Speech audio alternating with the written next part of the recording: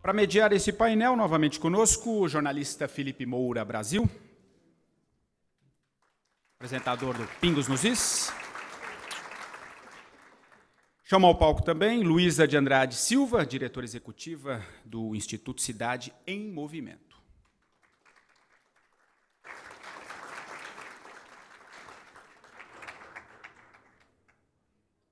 Chegando?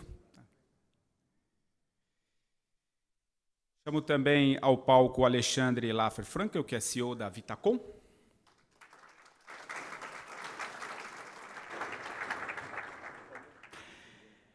O Luiz Eduardo Índio da Costa, que é arquiteto e urbanista. E também Rui Otaki, arquiteto. Bom painel a todos.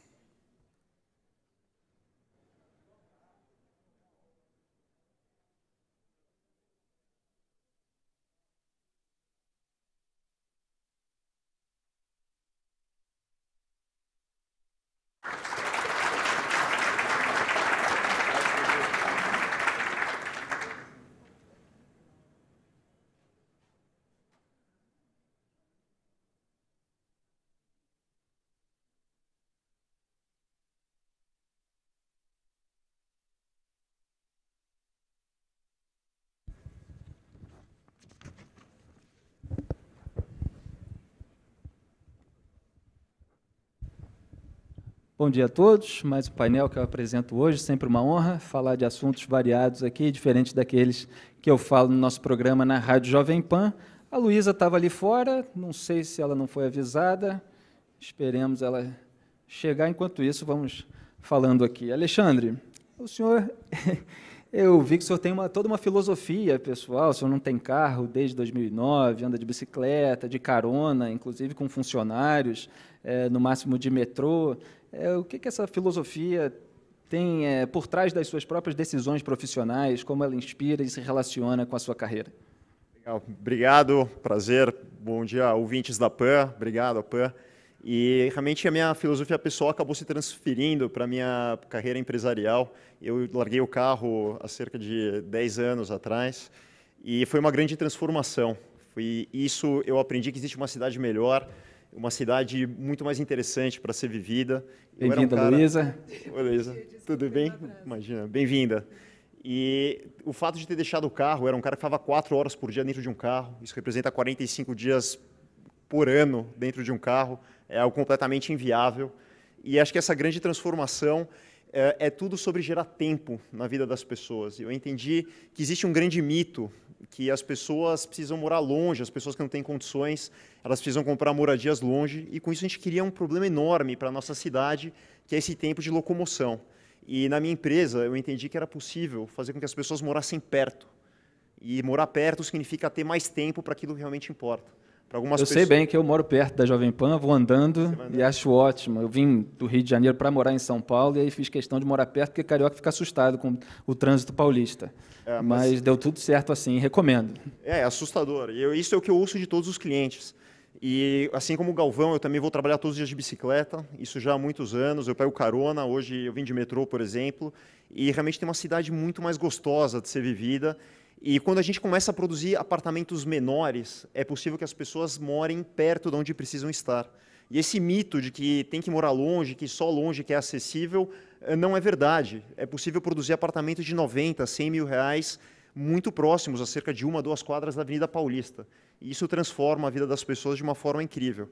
Então, quando nós falamos em fazer apartamentos de 10 metros quadrados, que é realmente pequeno, mas é possível ter espaços compartilhados que complementam o tamanho daquele apartamento. Ela não precisa ter a sua própria sala de jantar, ela não precisa ter o seu próprio espaço em que ela paga IPTU, paga condomínio. É possível compartilhar, é possível receber os amigos, é possível ter um coworking compartilhado. Isso torna tudo mais eficiente e mais acessível. É isso que a gente quer transformar a cidade.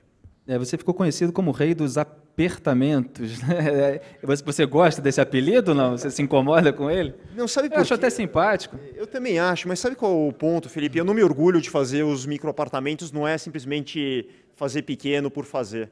Quando eu encontro uma pessoa que fala, olha, agora me sobrou tempo para estudar, Agora eu consegui comprar o meu primeiro apartamento, eu consigo ir a pé para o trabalho e eu estou muito mais feliz. E assim como você me relatou a sua experiência, Felipe, é o que eu escuto de todos os nossos clientes.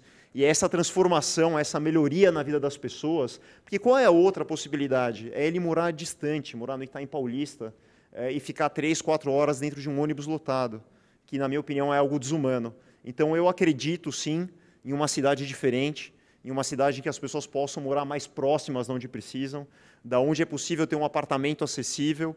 E os 10 metros é simplesmente uma experiência que pode sim, com tecnologia de espaço, com compartilhamento, com os conceitos da economia compartilhada, se tornarem algo muito prazeroso e muito positivo na vida de cada um dos paulistanos. Depois a gente vai comentar mais sobre essa experiência compartilhada. Eu queria falar com a Luísa. É que a gente falou nesse evento, Luísa, da experiência com transportes públicos e privados, equipamentos e tecnologia que possam melhorar a mobilidade urbana. Mas aí me chamou a atenção um conceito que você costuma utilizar de escala do pedestre. Queria que você falasse sobre isso. É uma preocupação especial com o pedestre e o que tipo de melhoria pode ter para eles, que na verdade somos nós, em algum momento todos somos pedestres. Exatamente, somos pessoas, antes de mais nada. Eu queria agradecer e pedir desculpa pelo meu atraso e agradecer o convite, eu tive que atender um telefonema, mas acho que é até uma responsabilidade grande essa última mesa nossa, falando de mitos da mobilidade, é pensar, trazer um pouco a questão, como se fosse amarrar todas essas conversas que a gente teve até agora. A mobilidade, a gente do Instituto Cidade e Movimento entende como uma coisa muito mais ampla que o transporte, uma coisa que não se reduz à questão de ir do ponto A ao B da maneira mais rápida possível. É desfrutar o patrimônio da cidade, ter o direito de acessar bens e serviços, de chegar onde você quer com autonomia, de, às vezes, não ir para lugar nenhum, ficar numa praça para pegar o Wi-Fi, para namorar, para poder ler. Os espaços públicos são mobilidade, as informações são mobilidades, a questão de gênero é mobilidade. O que a gente viu aqui, claro, porque a forma de se organizar o evento em várias dimensões, mas tecnologia, carro, o jeito de morar, o jeito de pensar o desenho da cidade, estão todos envolvidos e todos eles nascem da questão humana, onde é que o homem quer viver, morar, se integrar, se encontrar. E por isso que é importante a gente pensar também, já que esse é o encontro de essa mesa com arquitetos e pensando onde a gente mora, mas pensar também, eu convido a gente a pensar na integração que os edifícios têm com a cidade. Como é que eles podem se integrar com o espaço público, não pensar só na parte de dentro deles, mas pensar como é que eles podem oferecer proteção, oferecer, com um uso misto, outros serviços, conversar com a cidade quando a gente vê que aquele modelo de condomínio, de cerca, de estar tudo fechado, não contribui nem para a saúde, nem para a mobilidade. Depois a gente pode voltar a falar disso. Queria saber aqui dos arquitetos da mesa, do Índio da Costa e do Rui, como é que o urbanismo e a arquitetura podem contribuir para melhorar a mobilidade urbana? Índio? Eu acho que, evidentemente, a arquitetura e, sobretudo, o urbanismo pode contribuir de uma forma claríssima e evidente para a melhoria da mobilidade urbana, né? Historicamente, as cidades foram feitas para os pedestres. As cidades medievais eram todas feitas para pedestres. São cidades em escala muito agradável, porque, no fundo, a relação sua com a cidade ela é muito mais direta, muito mais fácil, muito mais forte quando você está a pé. Quando você anda numa cidade, é que você conhece a cidade. Quando você vai para um transporte coletivo, você não conhece, você passa pela cidade, né? Depois houve a época do racionalismo, das cidades feitas para o automóvel, né? As linhas retas, quadriculadas, etc. E agora chegou-se à conclusão que esse modelo é um modelo que está esgotado, de uma certa forma. Ele não nos está trazendo melhor qualidade de vida. Então, ficou claro, inclusive nesse painel aqui, que essa solução, a melhoria da mobilidade urbana, não existe para ela uma solução milagrosa, mas existe uma série de atitudes que podem melhorar e devem melhorar e melhorarão certamente a mobilidade urbana, né? Eu acho que é por aí, exatamente. E o urbanismo, eu acho que e tem uma contribuição claríssima para isso. Você vê, por exemplo, no Rio de Janeiro, até o prefeito Luiz Paulo Conde foi quem permitiu habitação no centro da cidade. Por legislação, era proibido morar no centro da cidade. Não existe nada mais absurdo do que isso, né? Então, eu acho que no momento não basta uma legislação, a necessidade de uma indução. Poderia se dar uma benesse qualquer se o sujeito construísse no centro da cidade. Até porque os centros da cidade, por conta dessa coisa racionalista de você um lugar para morar, um lugar para trabalhar, um lugar para se divertir, ela criou uma rede muito complexa de circulação, né? E se você dissolver isso, você puder trabalhar, se divertir, morar na proximidade, num conjunto muito mais petonável, você vai ser muito mais feliz e vai, de alguma forma, diminuir esse transporte alucinado, esse tempo que a gente perde no transporte público. Eu entendo exatamente o que o senhor está falando, porque eu moro perto da Avenida Paulista e eu normalmente equiparo a Avenida Paulista com a Avenida Rio Branco, lá no Rio de Janeiro, só que lá não tem uma área residencial confortável, como tem aqui em São Paulo, em torno, justamente por esse problema que o senhor apontou. E aqui dá para fazer a pé muitas coisas e levar uma qualidade de vida boa. Lá no Rio de Janeiro a gente cresceu assim com uma má impressão do centro como uma área residencial, uma área mais comercial. E agora você vê o centro do Rio de Janeiro, durante a noite, é completamente abandonado, né? Ele se torna uma zona perigosa, uma zona cheia de mendigos, de moradores de rua. Agora, na área do Porto, está se tentando reverter isso, mas ainda não está fácil, porque as pessoas ainda estão com a cultura de que moradia de qualidade não é no centro da cidade, é longe da cidade, né? Mas isso vai se transformar rapidamente, eu acho. Rui, como o senhor acha que a arquitetura e o urbanismo podem contribuir para a mobilidade urbana? Eu queria dizer o seguinte, eu tive uma primeira experiência com a questão prática da mobilidade há 15 anos atrás, quando a SP Trans fez um concurso para os escritórios de arquitetura desenharem a parte arquitetônica do elevado que liga o Parque Dom Pedro II até Sacomã. O elevado foi o primeiro elevado feito em São Paulo. E enquanto é metrô, o que aparece na cidade? São as estações de metrô. Mas no elevado, além dos terminais, é o próprio elevado que corta a cidade de São Paulo a 10, 12 metros de altura do chão. Bom, então fizemos o projeto. A primeira constatação que me deixou muito contente, muito esperançoso. Como ele vai elevado, ele independe do tráfego, congestionamento. Pode ser 6 horas da tarde, pode estar chovendo, pode estar inundado o chão, ele vai elevado. Então, ele vai em 17 minutos do Parque Dom Pedro até Sacomã, todos os dias, em qualquer horário. É um bruto respeito ao usuário. Tem eu me lembro quando, alguns anos atrás, até tinha uma placa nos ônibus, transporte é dever do Estado e para a população. Algo assim, né? E esse elevado, com 17 minutos, era um respeito muito grande para os usuários desse trajeto. Bom, e a minha grande esperança era que o conjunto de elevados que fossem construídos tivessem a mesma performance desse primeiro elevado. Eles estão sendo concluídos, né? E a expectativa é que ele possa realmente cumprir esse papel. Bom, após essa introdução, eu queria colocar o seguinte. Urbanismo e mobilidade sempre tiveram juntos, né? Eu acho que o Adão e Eva foram expulsos do paraíso porque tinha uma mobilidade que eles saíram de lá e chegaram até aqui, né? Então, eu fiz alguns trabalhos na Zona Leste.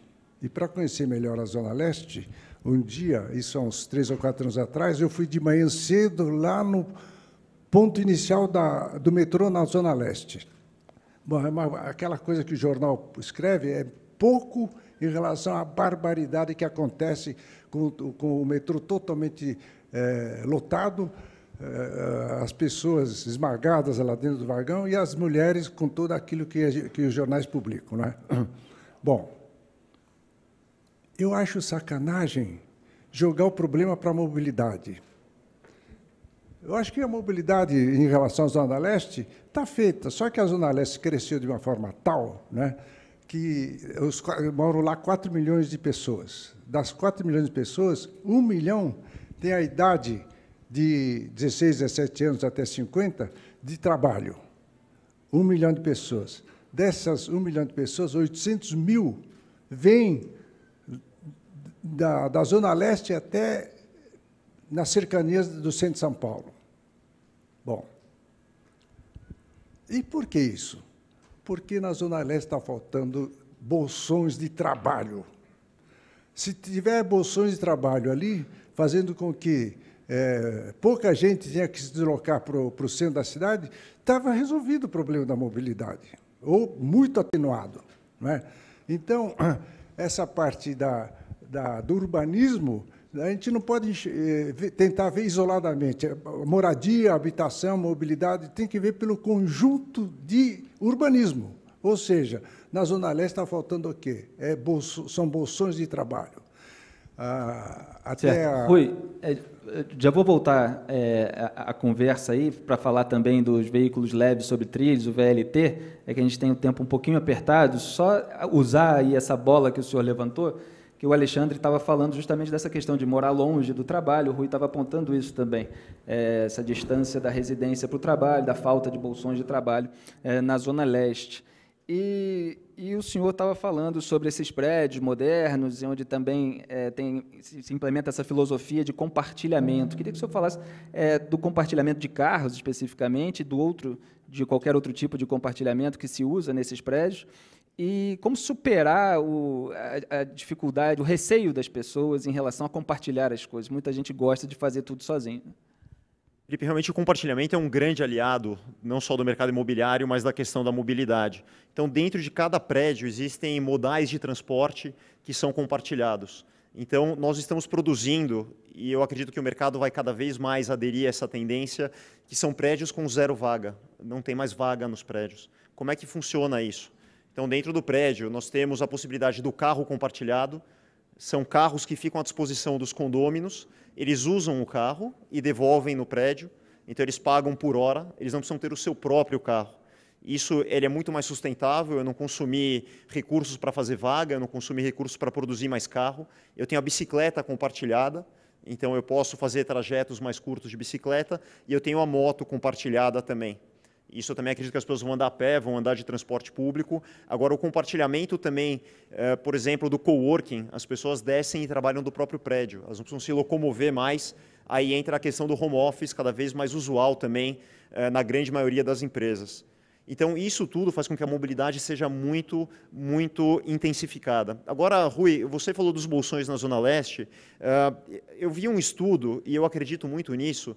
Eu acredito que nas zonas centrais, como, por exemplo, o centro de São Paulo, ele já detém toda a infraestrutura necessária, como o metrô, como cabeamento, como estrutura de saneamento. Ele já está preparado em termos de infraestrutura, de oportunidades de emprego.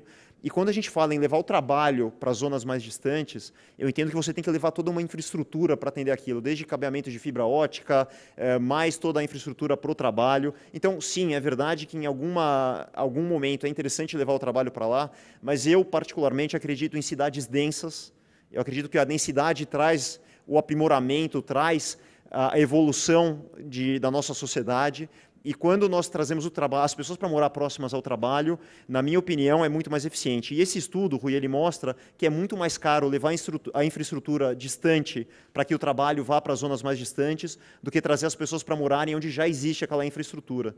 Então, acho que sim, existe a possibilidade de levar alguma geração de emprego para zonas mais distantes, mas eu, particularmente, acredito em trazer as pessoas para morarem próximas de onde já existe a infraestrutura.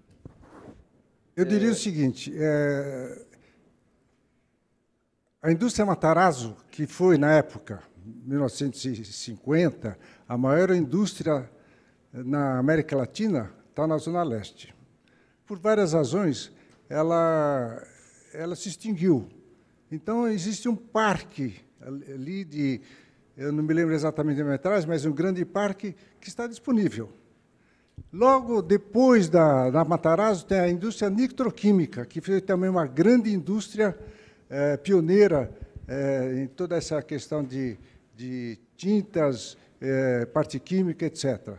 Ela também saiu de lá por questões de sustentabilidade atmosférica, CETESB. Não é? Então, já houve instalações de grandes parques industriais. Pode ser uma semente isso de retomar essa questão que era a vocação da Zona Leste. Não é?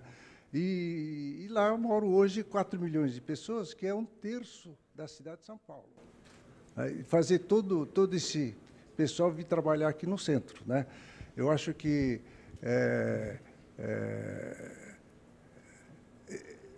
São Paulo pode ter vários centros. Um interessante, o mais na Zona Leste, como deve ter aqui na Zona Oeste, Zona Sul, etc., né? Com 12 milhões de moradores aqui na cidade de São Paulo, é o caso de pensar, porque, por exemplo, São Paulo é 30 vezes maior que Amsterdã. Amsterdã é um orgulho de mobilidade, né? Mas é 30 vezes menor que São Paulo. Copenhague também é outro grande exemplo. Ela é menos da metade de São Paulo. Então, a gente precisa fazer com que nosso desafio de mobilidade, que inclui desde metrô, ônibus, VLT, carro, bicicleta e pedestre, como falou no painel anterior. O pedestre é um outro dado muito importante para a mobilidade. Bom, muito bem. Mas todos integrados. Nós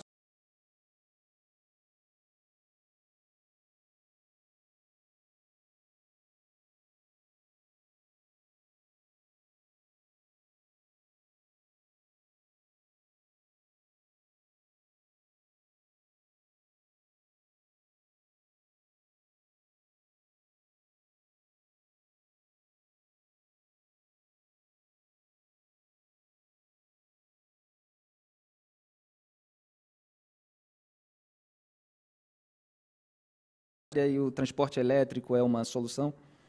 O Instituto está envolvido, o Cidade Movimento, justamente com o desenvolvimento do carro autônomo e com Big Data. Eu acho importante a gente desmistificar isso. A gente ainda está num estágio em que a tecnologia está voltada, de mobilidade está voltada ao carro e aos ônibus e ao transporte, vendo mais o modal do que as pessoas. De fato, o Branco dizia no painel anterior, hoje com o aplicativo eu sei onde o ônibus está. Mesmo assim, não quer dizer que o ônibus está passando, sabem onde está, mas não sabem quantas pessoas cabem ainda no ônibus, mesmo que o ponto esteja cheio, as pessoas não veem. O que a gente vê nos aplicativos, em geral, quando a gente pede o caminho a pé, é ele transformar o caminho de carro em bullets e dá alguns erros, como vocês já devem ter visto, que, por exemplo, não reconhecem passagens como escadas ou vielas que poderiam fazer o caminho mais curto. E esse é um sintoma, eu acho. E também a fantasia em relação ao carro autônomo, que vai resolver todos os problemas, a gente ter um carro sem motorista, porque 96% dos acidentes são causados pelas pessoas. A gente tem que lembrar que quem vai programar esses carros é uma pessoa. Se 98% dos acidentes são causados por falha humana, quer dizer que a gente tem grande possibilidade de continuar refazendo isso. O exemplo aconteceu na semana passada, quando um carro autônomo acabou provocando um acidente fatal. Mas a questão é a gente voltar. Eu acho que a única saída é a gente voltar a atenção para a escala humana, para as pessoas. Nós, que andamos a pé, de bicicleta, de cadeira de rodas, o que a gente chama de mobilidade ativa ou mobilidade doce, somos os mais vulneráveis. A gente entra com o corpo. A gente corre risco de vida. Se a gente voltar a atenção para eles em tudo, nos aplicativos, as questões aqui de moradia, acho que são bem importantes, estão mostrando que a gente está de olho na mutação da mobilidade, na mutação do modo de viver das pessoas, de aceitar outras formas de morar, de compartilhar, de se conectar. É isso que a gente tem que estar atento, porque a sociedade está mudando muito e a mobilidade não deveria vir por trás, os exemplos de mobilidade. A gente tem que entender que um conceito, só para terminar, de cidade educadora é muito valioso. O espaço que ensina, já que a gente não pode refazer cidades inteiras, cidades grandes como São Paulo, não dá para pôr abaixo e fazer nova. A gente tem que pensar que pequenas mudanças, um edifício com uma outra pegada, uma calçada maior, informação melhor, luz, são pequenas coisas que vão ensinando que a gente pode ter uma mobilidade melhor, que a gente pode confiar no espaço público, que a gente pode se integrar. Certo, já estamos faltando 5 minutos, pedi aqui já quase que as considerações finais, mas a minha pergunta, para que o senhor se encaminhe para as considerações finais, é sobre o VLT, o veículo leve sobre trilhos. Pelo que eu entendi, do que eu li da obra dos senhores, o Rui projetou o primeiro VLT aqui em São Paulo e o senhor participou do projeto lá no Rio de Janeiro. Qual é a importância desse tipo de transporte? Quais eram as demandas? E o senhor ficou feliz com o resultado? O que pode ainda melhorar? O VLT, de um modo geral, é um transporte muito agradável. Em primeiro lugar, ele é silencioso, ele é não poluente. No Rio de Janeiro, a gente não tem o VLT com aquele chifre lá em cima, ele é eletrificado no chão, e a gente ajudou a percorrer, não só fazer o desenho do VLT, da área do meu filho, de design, como também o trajeto do VLT pelo centro da cidade, e as estações, e as paradas e tal. Então, a gente participou bastante do processo do VLT.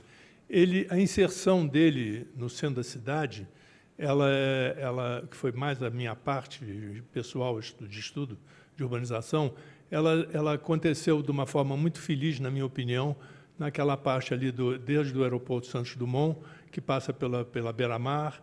Quando entra na Avenida Rio Branco, já a situação era bem mais complicada, as dificuldades muito maiores, a cidade já é implementada, a gente teve que se cingir, se acomodar no meio de uma série de complicações. Entretanto, não quer dizer que não seja um transporte muito agradável, não poluente, e positivo, extremamente positivo, mas é um transporte relativamente, não é um transporte de massa, de grande massa. De grande massa é realmente o metrô, né? Mas ele é um transporte agradável. Ele ligou, ele ainda não está com a capacidade máxima, porque a zona portuária não está ainda completa, né? Mas, aproveitando só rapidamente, claro, um outro assunto aqui, você falou sobre garagem. Eu tenho um filho que é designer e outro filho que foi secretário de urbanismo. E o meu filho, que foi secretário, que não é mais secretário, mas propôs uma legislação que está sendo refeita e será eventualmente aprovada pela Câmara de Vereadores, em que não obriga a construção de garagem nos prédios. Quer dizer, não proíbe, mas não obriga. É uma forma de induzir os empreendedores a entender que há outras maneiras e que, de repente, não há necessidade. Porque uma das coisas que também atrapalhou muito o Rio de Janeiro, em termos a legislação, começou a ficar... Ela era bem intencionada, mas ela começou a ficar elitista.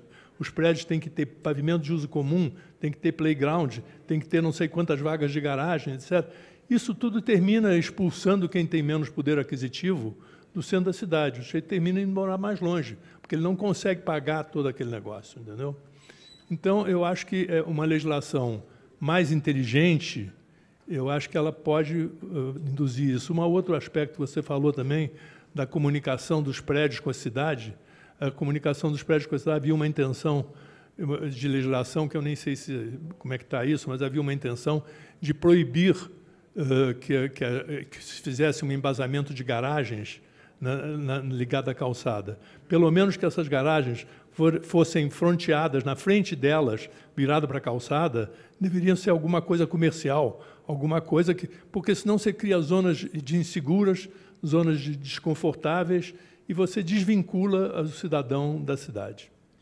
Rui, e a sua experiência com o VLT? O que o senhor acha que poderia mudar ainda hoje?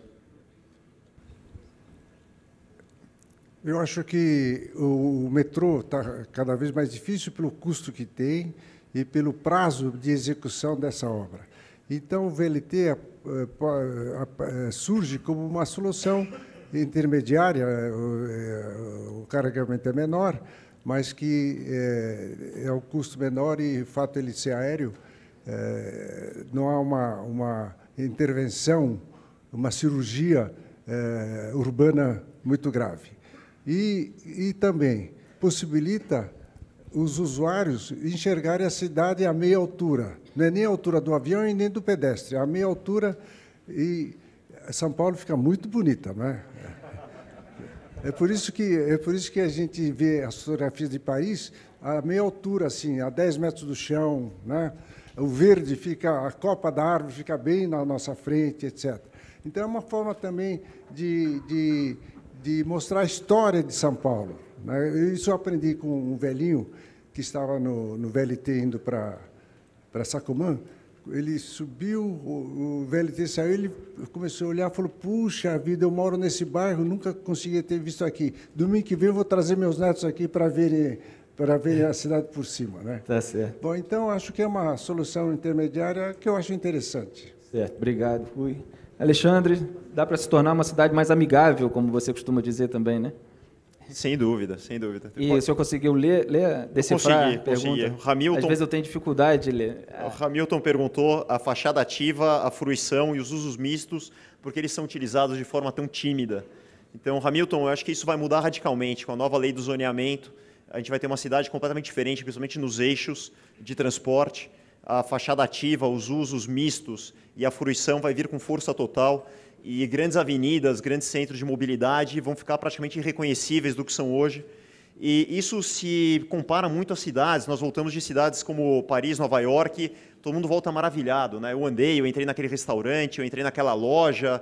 E hoje, de fato, essa cidade aberta, Índio da Costa e Rui, realmente é onde tem a tendência, onde tudo acontece, onde as pessoas trocam experiências, onde rolam as oportunidades de emprego, onde rola a tecnologia. Eu acredito, sim, Luiz, numa cidade aberta, como você falou, em que os pedestres podem circular, podem trocar experiências, e acho que aí a gente tem uma cidade mais amigável, mais segura, em que as trocas existem. Nós moramos em cidades, em grandes centros adensados, não é para pagar mais caro, não é para respirar poluído, é porque existem trocas, existem tendências, as pessoas se relacionam, e aí sim geram oportunidades e acontece o desenvolvimento como todos nós queremos. Luiz, as suas considerações finais. É preciso construir uma relação de mobilidade, espaço público e informação fundamental para a cidade? Fundamental colocar o pedestre em primeiro lugar, a gente está sempre no começo ou no final da viagem, e lembrar disso, a rua mais segura, a gente sabe que é aquela que está ocupada por muita gente, assim, você não está sozinho, não está vulnerável. Esse é o mesmo conceito que a gente tem que dar para a cidade. A cidade segura será aquela que está toda em movimento, que acolhe todo tipo de modal e todo tipo de pessoa, que é inclusiva, em que os prédios podem se comunicar entre si, as calçadas. Essa, sim, a cidade inteligente é que usa a inteligência de todo mundo, em todas as dimensões. Muito obrigado, Luiz, Alexandre, Índio da Costa, Rui. Certamente teríamos muito mais assunto para falar, mas nosso tempo está estourado. Muito obrigado a todos e um bom dia.